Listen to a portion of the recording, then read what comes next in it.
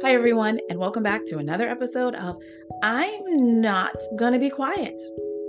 My name's Danica, and I'm your host. If you have been with me since the beginning, or if you are a first-time listener, I want you to know that this is a space where folks step into the circle of community to share their journey towards liberation after periods of remaining silent about their experienced pain and harm. In each interview, we get an opportunity to learn from our guest what they refuse to be quiet about, what their silence cost them, and the price they paid for their freedom. You're here, I'm here, community has been established, so let's get free together. It's the beginning of May, and it happens to be National Mental Health Month. This obviously speaks to me. I think most of you know this is my field of expertise. This is what I do. Also, I think you know personally, I seek joy. I seek liberation. And one of the ways that I do that is by using my voice and not being silent about what I'm seeing, what I'm experiencing, what I'm feeling, what I'm thinking, all of the things. And in light of National Mental Health Month, I want to remind some and inform others that a Black woman's healing is her birthright. I want to say that again, because this is so critical, particularly in the times that we are living in. I feel like every day it just gets worse and worse. And it really requires us to center ourselves. And so if you never knew, if no one ever told you, please hear it here. A Black woman's healing is her birthright. And let's break that down a little bit, right? Healing is repair, recovery. Healing is a reboot. It is a grounding in who you were prior to crisis, trauma. It's necessary. Every day, there are about 8 atrocities that are being blasted across all the social media platforms, on TV, on your phone, on your watch, etc. And it does damage. It does. I know we try to dissociate, and it's intended to desensitize so that we are numb, but it still impacts us, whether we have a conscious awareness of it or subconscious. So your healing, that's critical to your livelihood, to your wellness. And healing is about returning to a sound place of being. That's your birthright. Let's talk about birthright. It is your privilege. You are entitled to it. It is not something that you have to barter, beg, plead, challenge someone about. It's yours. No one can take it from you, just like no one can give it to you because you were born with it. It is your birthright. And so, in full transparency, this episode was supposed to come out a couple of days ago, but I was really struggling. There were so many things going on that was just weighing on my spirit. I just had to fall back and sit with it and process it and recover. And I want to give a content warning. I'm not going to go into detail about, some of the things that I saw, but I do want to hold space for what we are collectively going through. It is a collective trauma when we see Black bodies daily flashed across our screens. That's a collective trauma that we are all experiencing. So I want to acknowledge it. I want to hold space. And so there was a delay in me being able to produce this because I felt the heaviness of the loss of Tori Bowie. That was a young sister who was born into trauma, like most of us. And she made strides. She was an Olympic gold medalist, but there were just constant barriers. That sister deserved all of us. She deserved our love. She deserved our attention. She deserved our support. She deserved our protection. And I'm really focusing this episode on Black women because I'm sounding the alarm. It's been ringing for years, decades. But in this moment, there's a crisis at hand. So I felt the heaviness of the loss of Tori. I felt the heaviness of seeing just a piece of the video. Usually I don't watch these videos because I need to protect myself. But it's hard to avoid when you step onto one of these platforms and you're just seeing an image. Clearly I have some anger here, and that's all right. I'm allowed to feel that. So I felt the heaviness of that. And you can't see, but my fists are clenched because it's still very reactivating. I also felt the heaviness of a video. Admittedly, didn't see the whole thing, just saw a clip of these two sisters that were allegedly taking items from a store, and some giant white man thought he was Deputy Get It Done, wanted to intervene without ask, and horrifically assaulted these women. That's not your job. I'm using my tools because it is clear that there has always been an agenda that is rooted in racism, colonialism, patriarchy, imperialism, homophobia, all of these things. There's always been an agenda to snuff out the life of Black and brown people. That's what racism does. It is woven in the fabric of our country. It is so pervasive that you can't avoid it, right? You can build your communities, as I have done, very intentional communities, but there is no avoiding it. It is systemic, which means it's everywhere you go. And so what that means is we have to name it. We can no longer act like that thing that is quacking like a duck, it's moving like a duck, ain't a duck. You put yourself in jeopardy when you gaslight yourself into thinking like that ain't it. It is it. The agenda is intentional. It's well thought out, and it's at every corner of our existence. And what that means is we need to protect ourselves individually and as a community. And so I had those experiences and it caused delay. But I also had another experience with my daughter that was really beautiful, but it left me feeling some loss. And so let me just tell you what was happening. This week, she is needed to have her braids taken out for a minute.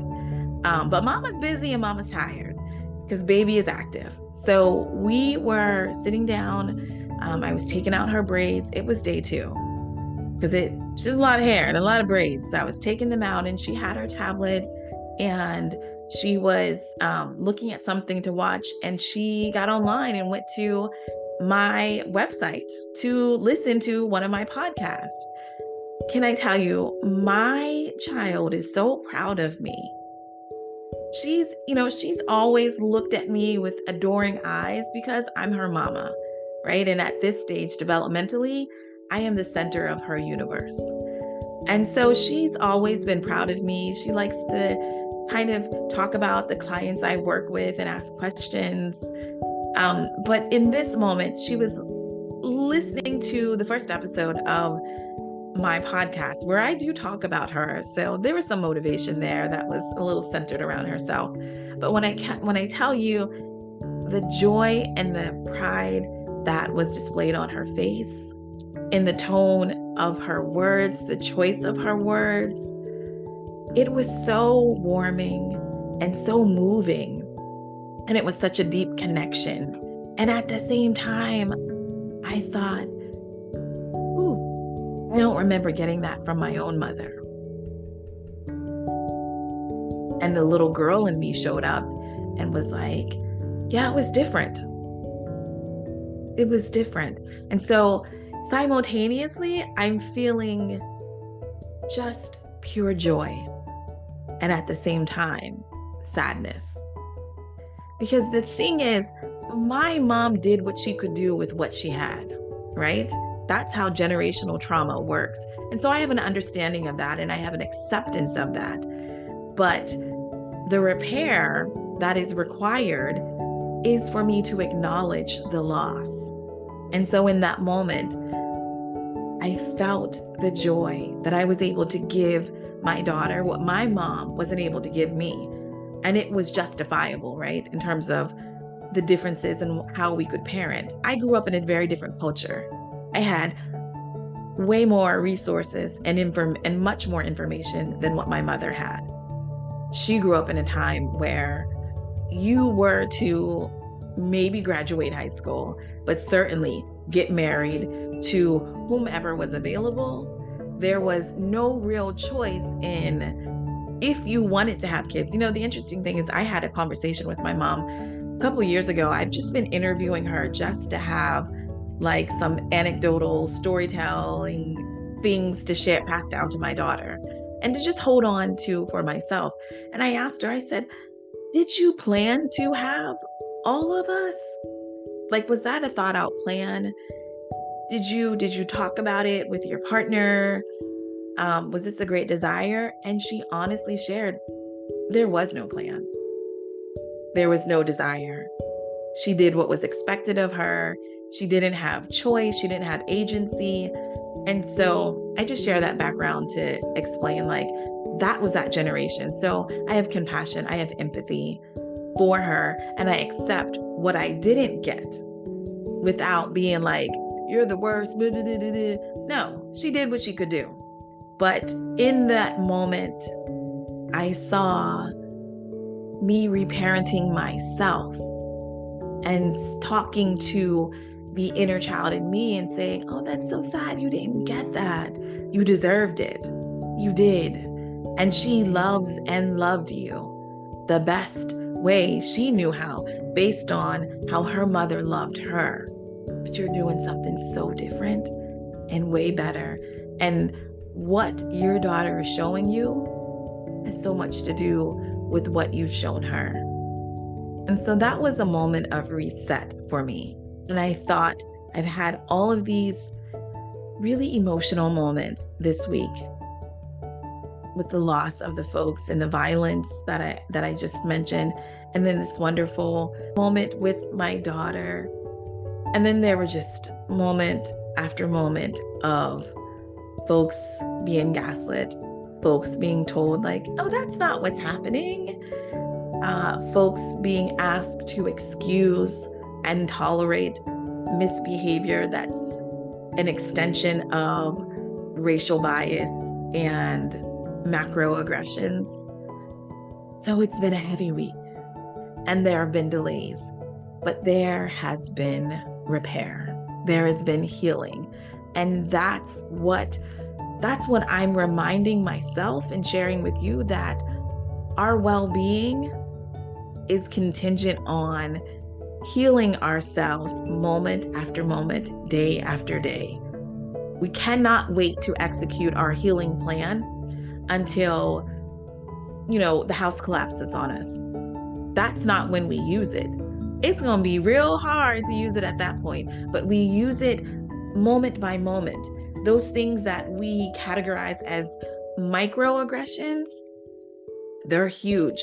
And that needs to be acknowledged, felt, unpacked, and moved through so that you can recover and heal. I'm entitled to that, right? I'm entitled to joy. I'm entitled to laughter. I'm entitled to protection. I'm entitled to safety. I'm entitled to community. I'm entitled to adventure. I'm entitled to all things. That's mine. And I'm clear on who wants to take it from me, but I reject it. And so we're going to spend just a little bit of time talking about how to heal and reminding ourselves that it's our birthright. If you live your healing out loud, your children will see it and emulate it. The sisters in your community will see it and emulate it. And before you know, we have pockets and pockets and pockets that grow, and then the tipping point and the paradigm shift. So I wanted to just talk about some real quick ways to reclaim your healing. And it's the ABCs of healing: awareness, boundary setting, and choosing to change. And so the awareness part comes in with what I just talked about. You've got to be able to name a thing. Say what it is. Don't act like it doesn't exist. We can't, dip into that cognitive dissonance and act like, what I'm seeing isn't really what is. And I understand it is a defense mechanism and it protects us. We cannot stay in that space. So there are moments where we do need to dissociate because it's just too much, because it's, if we're tackling every single thing that we experience, it'll overwhelm us. But we cannot go from moment to moment for too long, not acknowledging what is, not acknowledging the violence. That has to happen. And similar to the experience that I had with my daughter, I have to go back into childhood when those things resurface and correct some of those experiences that I had that left me feeling unsafe, unloved, neglected, etc. The way my healing works, I don't really need to involve the other person, right? I'm not looking for apologies. I'm not looking for ownership, because I get it. The fastest way for me to heal is through acceptance. And sometimes understanding is acceptance, right? And then other times, acceptance is not understanding, meaning that I know there are some people like myself, I like information. I like knowing why something is the way it is. I like creating connections and correlating thoughts and feelings and behaviors. And so sometimes that helps me understand why someone is behaving the way they're behaving or doing what they're doing, saying what they're saying. And then sometimes I don't get it. But where I am with my healing process is I don't truly need to know what's happening or the why. I don't, because it's always trauma. It's always untreated, unhealed trauma. And at this point in my healing process, I don't even need to know what your trauma is, because I can guess it. But I don't even need to go there, because we're all born into some type of dysfunction. We all experience some type of trauma.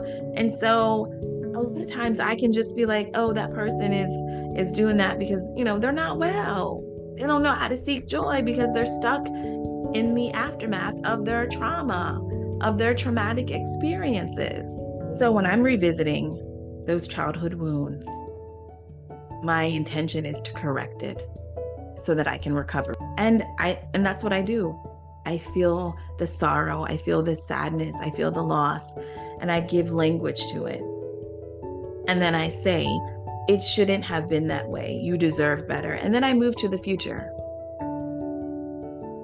What you have going on is so grounded in love, in light, in support, and your future reflects that. Your future, your trajectory reflects where you are now. That's very therapeutic and healing for me, because I don't have any interest. I don't have any time to just like always be undoing all the things. There's too many of them. And the other thing that I'm acknowledging is, I know the previous week I talked about fawning as a trauma response, where we kind of have to just acquiesce to what people are saying and what people are doing as a way of protecting ourselves in the moment. And then after the moment, do the work to recover the dignity that we lost. So having said that, it is a useful tool. At the same time, where I personally am, I don't have time for the folks that want to partner with, with the people that do a lot of talking and zero action. I'm not interested in listening to you pontificate on this theory opposed to this theory, with, blah, blah, blah. Not interested. I'm not interested in spending all my time with the skin folk who ain't kinfolk. You have to protect your peace. And what the culture is requiring is radical self-love and radical action. And for some of us, we cannot be bothered with the folks that are still trying to work within this system to be a part of the system, because truly it is your pursuit of proximity to whiteness. And the closer you get, the more you internalize white-bodied supremacy. So I don't have time for it.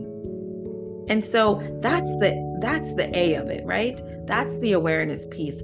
Being able to recognize where people are in their healing journey and where people are in the process of decolonizing their minds, their behaviors, their whole lives.